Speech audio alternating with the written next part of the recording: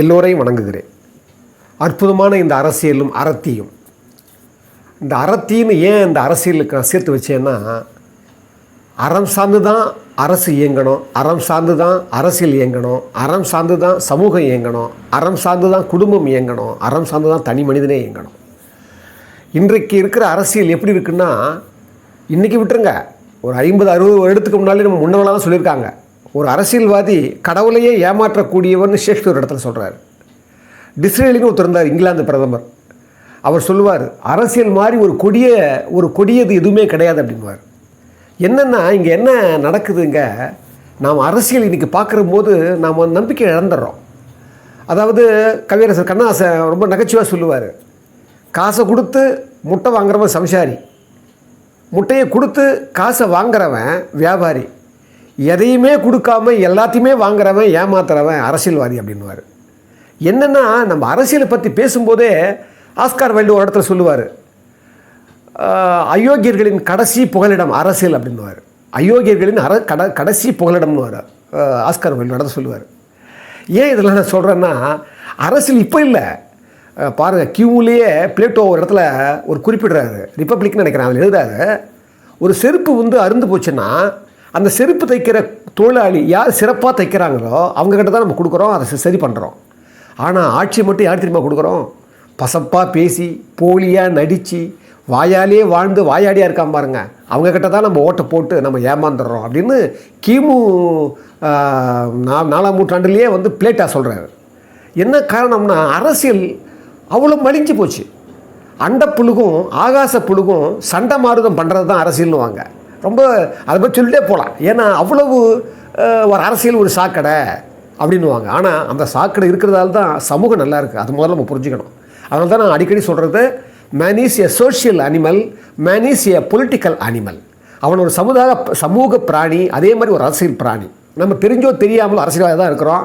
ஆனால் ஓட்டு போடுறதாலேயே நாம் அரசியல்வாதியாக இருக்கிறோமே தவிர, அந்த ஓட்டு போடுற தகுதி எவ்வளோ பெரிய உயர்ந்தது மாண்பு மிக்கதுன்னு நம்ம புரிஞ்சுக்கிறதே கிடையாது. நான் ஏன் இவ்வளவோ இதை ஒரு முன்னறிவிப்பாவோ ஒரு முன்னறிக்கையாக சொல்கிறேன்னா, இப்போ திரு விஜய் அவர்கள் அரசியலுக்கு வரப்போகிறார்.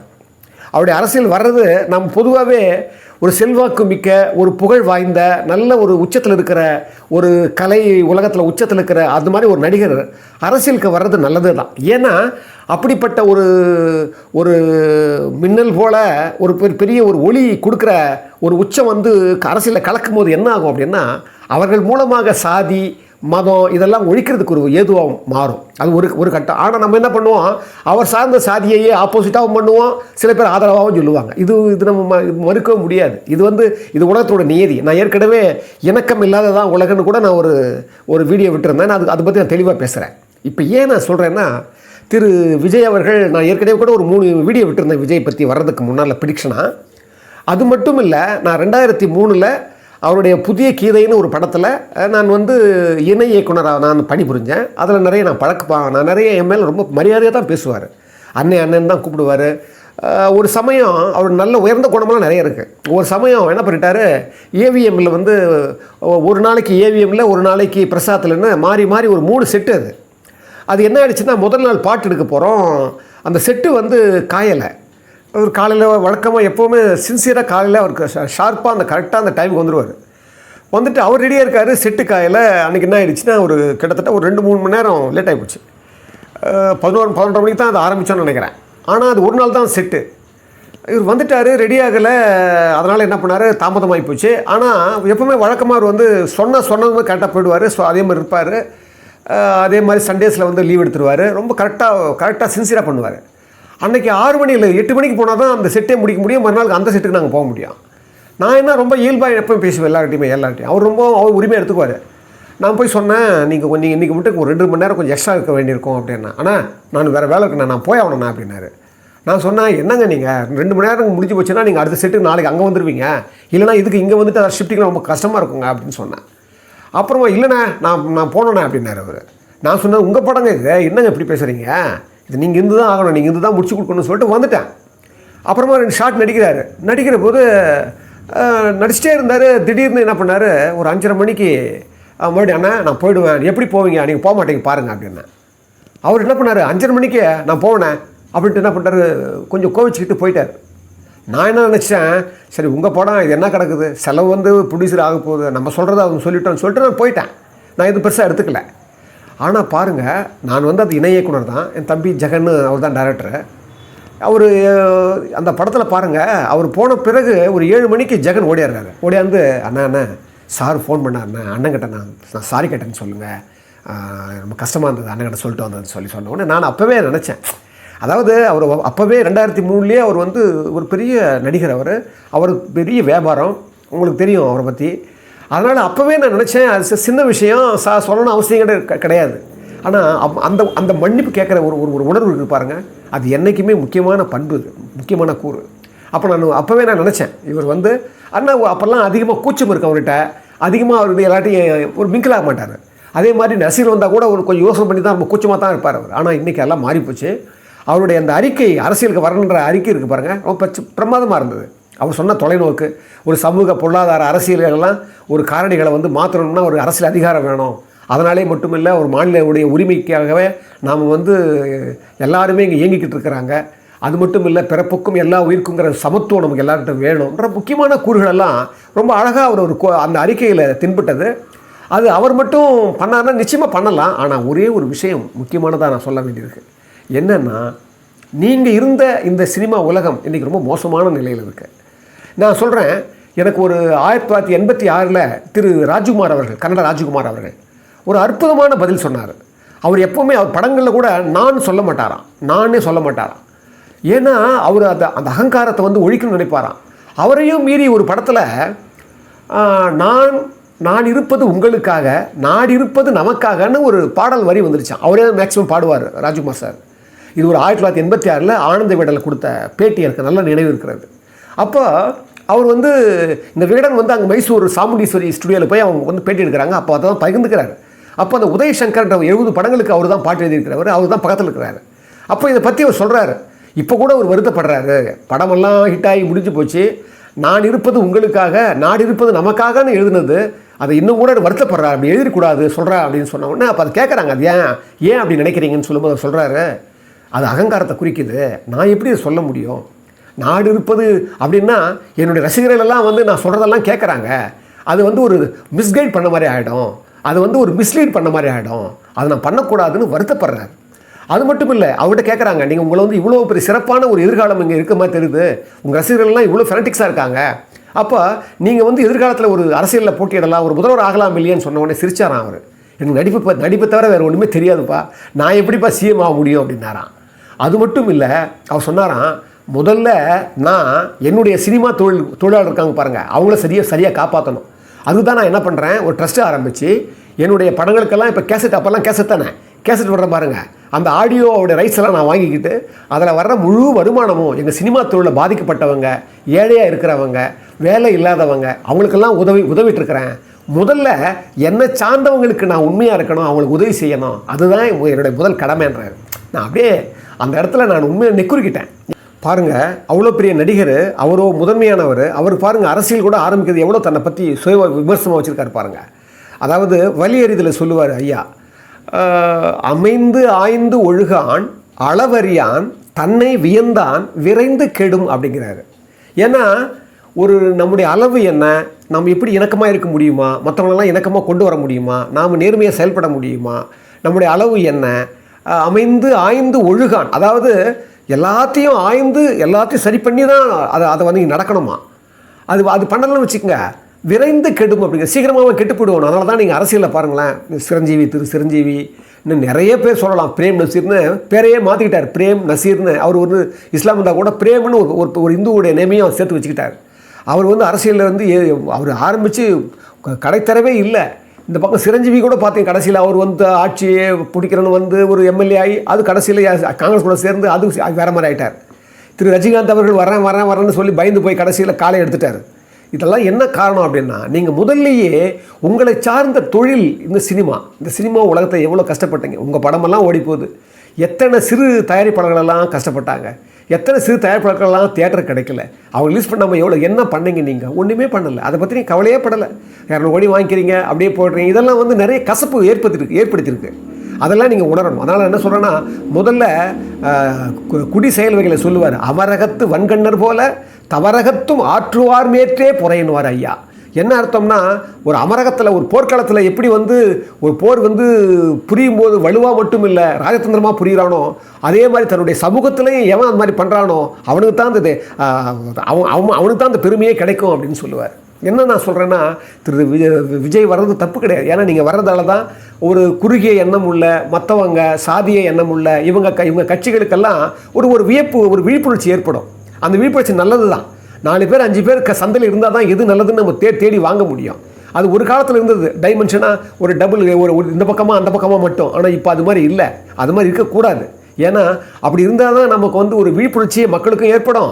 நீங்கள் வந்து அரசியலில் வந்து ஒரு எதையுமே சாராமல் ஒரு நல்ல விஷயம் பண்ணணும். ஆனால் நான் என்ன சொல்கிறேன், உங்களுடைய அடிப்படை முக்கியமானது. அந்த ஆணி வேரை மட்டும் நீங்கள் மறக்காதுங்க. அறம் சார்ந்ததாக இருக்கணும். அதனால்தான் அறநெறியை வச்சு தான் அரசின் கொற்றம்னு சொல்லி ஒரு புறநானூரில் ஒரு பாட்டியே இருக்குது. அதாவது அறநெறி முதற்றே அரசின் கொற்றம் அப்படின்னு சொல்லுது. என்ன அப்படின்னா, ஒரு தலைவனாகட்டும் ஒரு அரசாகட்டும் அறம் இருக்கணும். அறத்தை பாருங்கள். அதை போலவே நீரும் உலகன்றே நிலமும் உலகன்றே மன்னர் அவர் மன்னர் வச்சு தான் அந்த உலகம் இருக்கிறது, மலர்தலை உலகம் அப்படின்னு புராணங்களே வருது. அப்போ என்னென்னா, நீங்கள் வந்து ஒரு தலைவனாக இருக்க தகுதி உடையவர்களாக இருக்கணும்னு நீங்கள் நினச்சிங்கன்னா தகுதியை தகுதிப்படுத்திங்க. முதல்ல நீங்கள் என்ன செய்யணும், இந்த தமிழ்நாட்டை வந்து நீங்கள் அதிகமாக ஊடகங்களை பேசாதீங்க. உங்களுக்கு வந்து முதல் விஷயம், நீங்கள் முதல்ல செய்ய வேண்டிய காரியம் பெரியாரை துணை கோடணும். அதாவது 46வது அதிகாரம், ஐ திங்க் 45 நினைக்கிறேன். அதில் அந்த அதிகாரத்தில் வந்து பெரியாரை துணை கோடல்லே ஒரு அதிகாரம் வருது. அதை சொல்லுவார் ரொம்ப அழகாக. அறனறிந்து மூத்த அறிவுடையார் கேண்மை திறனறிந்து தேர்ந்து கொள்ளல் அப்படின்றார். அதாவது அரணை அறிந்து அறிவுடையாக இருக்காங்க பாரு, அவங்க கூட திறனறிந்து தேர்ந்து கொள்ளலாம். அதாவது அவங்களையும் நல்லவங்களா கெட்டவங்களான்னு பார்த்து நீங்கள் தேர்ந்தெடுத்துக்கணுமா. அதாவது தம்மீர் பெரியார் தமரா ஒழுகுதல் வன்மையில் எல்லாம் தலையின்வார். அது என்ன, நீங்கள் நல்லவங்களை வல்லவங்களை ரொம்ப ஒரு அறம் சார்ந்தவங்களெல்லாம் நீங்கள் கூட வச்சுக்கோங்க. அவங்ககிட்ட நிறைய உள்வாங்குங்க, நிறைய வாசிங்க, நிறைய பயணம் போங்க. நீங்கள் ஊடகங்களுக்கு அதிகமாக பேசிக்காதீங்க. முதற்கண் வந்து இந்த நாட்டில் என்ன நடந்தாலும் அதுக்காக ஒரு அறிக்கையாவது விடுங்க. நீங்கள் செய்யவே இல்லை. எனக்கெல்லாம் ரொம்ப வருத்தம் என்னென்னா, நீங்கள்லாம் வந்து அவ்வளோ பெரிய புகழையும் பெருமையை வச்சுக்கிட்டு தமிழ்நாட்டில் எத்தனை பிரச்சனை நடந்தது. கொரோனா காலத்தை விட்டுருங்க, அதுக்கப்புறம் எத்தனை பிறழ்வுகள் நடந்தது. இங்கே சமூகத்தில் வந்து எவ்வளோ மோசமாக நடந்தது, ஒரு பள்ளிக்கூடங்கள் எப்படி நடந்தது, இதையெல்லாம் நீங்கள் கண்டுக்கவே இல்லை. சிவகாசியில் அடிக்கடி ஒரு வெடிவிபத்து வரும், அதை பற்றி நீங்கள் பேசிக்கிறதே இல்லை. இங்கே கஞ்சா நடமாட்டம் அதிகமாகுது. ஒரு பள்ளி பிள்ளைங்களுக்கெல்லாம் சாதிமயமான ஒரு விஷயம் நடக்குது, அவங்களுக்கெல்லாம் ஒரு அறிக்கை விடலை. இவங்க வந்து இந்த போதை வந்து அதிகமாக விற்கிறாங்க, இதை பற்றி நீங்கள் பேசுகிறது கிடையாது. இதெல்லாம் நீங்கள் கலந்துக்கணும். முதல்லேருந்தே நீங்கள் கலந்துருந்தால் தான். இப்போ திடீர்னு வரும்போது தப்பாக தெரியாது. ஆனால் உங்ககிட்ட ஒரு நல்ல பாசிட்டிவ் என்னென்னா, உச்சத்தில் இருக்கிற போதே நீங்கள் வெளியே வரன்றீங்க பாருங்கள், அது ரொம்ப நல்லது. ஏன்னா புத்தருக்கும் மகாவீரருக்கும் அவங்க மன்னர்களாக இருந்தாங்க. அதனால தான் துறை வந்தவுடனே அந்த பேச்சை எல்லோரும் கேட்க ஆரம்பித்தாங்க. உலகம் வியக்கும். ஏன்னா இப்படிப்பட்ட ஒரு உச்சத்தை விட்டுட்டு வரும்போது, அப்படி வந்துட்டீங்களேன்னு சொல்லும்போது உங்கள் மேலே ஒரு நம்பிக்கை ஏற்படும். அதுக்கு ஒரு வாய்ப்பு உங்களுக்கு இருக்குது. ஆனால் மறுபடியும் அந்த முடிவை நீங்கள் தளர விடாதீங்க. ஏன்னா உங்களை இப்போ எல்லாம் வாழ்த்துறவங்க எல்லாரும் பின்னாலேயே கத்தி வச்சுருக்காங்க. நல்லா ஞாபகம் வச்சுக்கோங்க. இப்போ வாழ்த்துறவங்க எல்லாம் வரணும், விஜய் வரணும் சொல்கிறவங்கெல்லாம் பின்னால் தான் கத்தி வச்சுருக்கிறாங்க. ஏன்னா அது அவங்க இயல்பு. ஏன்னா போட்டிக்கு நீங்கள் வந்துட்டீங்க. அவங்க கொஞ்சம் கொஞ்சமாக கத்தி எடுத்து உங்கள் கழுத்துக்கு நீட்டுவாங்க. ஞாபகம் வச்சுங்க. இதெல்லாம் நீங்கள் எதிர்பார்க்க ஆரம்பிச்சிடணும். ஏன்னா அரசியல் மாதிரி ஒரு பெரிய சூதாட்டம் இந்த உலகத்திலே கிடையாதுன்னுவாங்க. அந்த அரசியல் வந்து ரொம்ப மோசமான ஒரு நிலைக்கு கொண்டு போயிருக்குது. அதனால் நீங்கள் என்ன பண்ணுறீங்க, இதெல்லாம் கொண்டு வாங்க. இந்த சினிமாவை முதல்ல வாழ வைங்க. சினிமாவில் நிறைய பேர் இன்றைக்கி ரொம்ப கடினமான சூழ்நிலை. இது என்ன பண்ணணும் முதல்ல அது நீங்கள் இது பார்க்கும்போது இதையும் கொஞ்சம் வாங்க. இல்லைன்னா நீங்கள் சினிமா வந்து இதுக்கெல்லாம் நீங்கள் இந்த உச்ச நட்சத்திரமாக இருக்கிற நீங்கள் தான் காரணம். இந்த சினிமா இது வந்து நான் சொல்கிறது நான் தப்பாக சொல்ல நினைக்காதீங்க. எனக்கு நான் வருத்தப்பட்டு தான் சொல்கிறேன். உங்களை பற்றி எனக்கு தெரியும். நீங்கள் இயல்பிலே கூட ஆர்வம் இல்லாமல் இருந்திருக்கலாம். நான் ஏன் ராஜ்குமாரோடைய ஊமை சொன்னேன் அப்படின்னா, முதல்ல அவங்க சார்ந்த குடும்பத்தை அவங்க கவனிக்கணும். சினிமா உங்கள் குடும்பம். அந்த குடும்பத்தை மறுபடியும் பழைய நிலைக்கு கொண்டு வரதுக்கு என்ன பண்ணணும் பாருங்கள். அது வந்து மற்றவங்களுடைய கைகளுக்கெல்லாம் அதிகமாக போகாமல் எல்லாரும் கிடைக்கிற மாதிரி பண்ணுங்கள். எப்படி வந்து அதிகார பரவல் தான் நல்லதோ அதே மாதிரி அரசியல் பரவலும் நல்லதுன்னு நான் நினச்சிக்கிட்டு இந்த வீடியோவில் நான் உங்களுக்கு சொல்ல வேண்டியது பெருசாக ஒன்றும் கிடையாது. ஏன்னா உங்களுக்கு எல்லா அனுபவமும் உண்டு. எல்லாத்தையும் நீங்கள் வந்து எங்களை விட அதிகமாக பண்ணியிருக்கிறீங்க, அனுபவம் பெற்றிருக்கிறீங்க. நாங்கள் வந்து வாசித்து அது உள்முகமாக தான் வந்திருக்கிறோம். ஆனால் நீங்கள் வெளிமுகமாக நிறைய வளர்ந்துருக்கிறீங்க. இனிமேல் நீங்கள் வளர வேண்டியது உள்முகமாக தான் வளரணும். அந்த வேரை சரியாக பண்ணிக்கங்க. நல்ல விஷயம் சொல்லியிருக்கிறீங்க. என்னுடைய அரசியல் வந்து இன்னொரு தொழில் கிடையாது, அது தூய்மையான மக்கள் பணின்னு சொல்லியிருக்கிறீங்க. இதை என்றைக்குமே மனசுல வச்சுக்கோங்க. மக்களுக்கு சேவை செய்ய தான் நீங்கள் வந்திருக்கிறீங்க. அதனால் நீங்கள் அப்படி நினைக்கலாம். நீங்கள் வந்து தூய்மையான பணி நினைக்கலாம். உங்களை சார்ந்தவங்க தான் உங்களுக்கு பிரச்சனை உருவாக்குவாங்க. பகவான் ஓஷோவே அவருடைய சீடர்கள் தான் அவருக்கு அந்த கெட்ட பேர் வாங்கி கொடுத்தவங்க. அதனால் எப்போ வந்து ஒரு குழுவாக வரீங்களோ, எப்போ ஒரு கூட்டமாக வரீங்களோ அப்போவே அது கெட்டு போயிடும். அதனால தான் தலைமைக்கு ஒரு 4 வரி சொல்லுவார் திரு எம்ஜிஆர் அவருடைய ஒரு பாடலில். திரு வாலிசார் தான் எழுதினார். அவர் சொல்லுவார், கருணை இருந்தால் வள்ளலாகலாம், கடமை இருந்தால் வீரனாகலாம், பொறுமை இருந்தால் மனிதனாகலாம், 3ம் இருந்தால் தலைவனாகலாம். இந்த 3ம் இருந்தால் தலைவனாகலாம். நல்ல நல்ல பிள்ளைகளை நம்பி இந்த நாடே இருக்குது தம்பி. அற்புதமான பாட்டு. கடமை இருந்தால் வீரனாகலாம், பொறுமை இருந்தால் மனிதனாகலாம், வள்ளல் தன்மை இருந்ததுன்னா அவன் கருணை இருந்தால் வள்ளல் தன்மையாகலாம், இந்த 3ம் இருந்தால் தலைவன் ஆகலாம். ஒரு 3 வரியில் சொல்லிட்டார் வாலி சார். இது அற்புதமான இதை நம்ம மனசில் வச்சுக்கோங்க. அதை போலவே எம்ஜிஆர் 1965 77 தான் சிஎம் ஆகிறார். 67 தான் அவர் எம்எல்ஏ ஆகிறார். அதுக்கு முன்னாலே அவருடைய படத்தில் ஒரு அற்புதமான ஒரு தவறு செய்தால் அதை தெரிந்து செய்தால் அவன் தேவன் என்றாலும் விடமாட்டேன், ஊடல் உழைக்கச் சொல்வேன் அதில் பிழைக்கச் சொல்வேன், அவர் உரிமை பொருள்களை தொடமாட்டேன், நான் ஆணையிட்டால் அது நடந்து விட்டால் இங்கு ஏழைகள் வேதனை படமாட்டார், உயிர் உள்ளவரை ஒரு துன்பமில்லை அவர் கண்ணீர் கடலிலே விடமாட்டார், அவர் கண்ணீர் கடலிலே விழமா. அற்புதமான பாட்டுங்க. ஒரு அரசியலுக்கு வரவங்க இதை முதல்ல இந்த பாட்டை வேதங்க. இது நான் ஏன் சொல்கிறேன் இதுன்னா, திரு விஜய் அவர்கள் வந்து இதெல்லாம் ஒரு முன்னால் போனவங்க, ஒரு வெற்றி பெற்றவங்களை எப்படி வெற்றி பெற்றாங்கன்னு பாருங்கள். இதெல்லாம் நீங்கள் உள்ளுக்கு கொண்டு வந்து ஒரு அற்புதமான ஒரு நிலையை நீங்கள் வந்தீங்கன்னா நிச்சயமாக உங்களால் வெற்றி பண்ண முடியும். ஆனால் அசாத்தியமானது ஞாபகம் வைத்துக் கொள்ளுங்கள். நீங்கள் மட்டும் இல்லை, எப்போ நீங்கள் அரசியலுக்குள்ளே வந்து காலை வச்சுட்டீங்களோ புலிமேனையான கதை தான். கீழே விட்டாலும் அதை அடிச்சிடும்.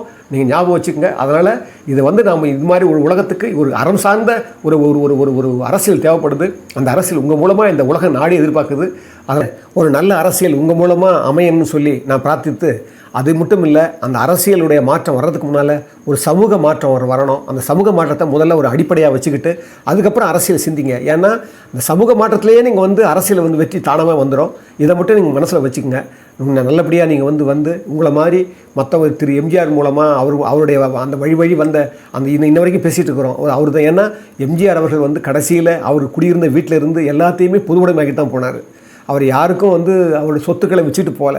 ஒரு காது கேளாத மழையர்களுக்கு தான் தன்னுடைய சொத்துக்கள்லாம் அந்த பள்ளிக்கூடமாக்கிட்டு போனார். அது நல்லா தெரியும் உங்களுக்கு. அவர் கடைசியில் அவர் என்றைக்கு கட்சி ஆரம்பித்தாரோ அன்றைலேருந்து அவர் ஒரு சொத்து கூட வாங்கலைன்னு சொல்லி அவர் படிக்கிற போது நம்மெல்லாம் அந்த மாதிரி தலைவனை அடிவிட்டு வந்திருக்கிறோம். அந்த மறுபடியும் அந்த மாதிரி ஒரு வாழ்க்கையாவது நீங்கள் இந்த உலகத்துக்கு இந்த மக்களுக்கு நீங்கள் கொடுக்கணும்னு சொல்லி நம்ம சுற்றி இருக்கிற எல்லா நாடுகள்லேயும் ஒரு சமத்துவம் இல்லாமல் இருக்குது. நீங்கள் பார்த்தீங்கன்னா காசாவில் இன்றைக்கி கூட பார்த்தீங்கன்னா 28,000 பேர் கிட்ட செத்துருக்குறாங்க. அது மட்டும் இல்லை, ஒரு கிட்டத்தட்ட 68,000 பேர் பண்ணியிருக்காங்க. அவங்க காயப்பட்டிருக்காங்க. பல்கலைக்கழகங்கள்லாம் அடித்து நொறுக்கப்படுது. ஆஸ்பத்திரிகை ஹாஸ்பிட்டலாம் நொறுக்கப்படுது. இந்த மாதிரியெல்லாம் உலகமெல்லாம் சுற்றி இருக்கும்போது நமக்குள்ள ஒரு இன ஒற்றுமை மட்டும் இல்லை, நம்மக்கிட்ட ஒரு சமத்துவம் இருக்கணும். எந்த ஒரு பேதமும் இல்லாமல் ஒரு அற்புதமான அரசியல் உங்கள் மூலமாக உருவாகணும்னு சொல்லி எல்லாமே இறைவனை நான் இறைஞ்சுகிறேன்.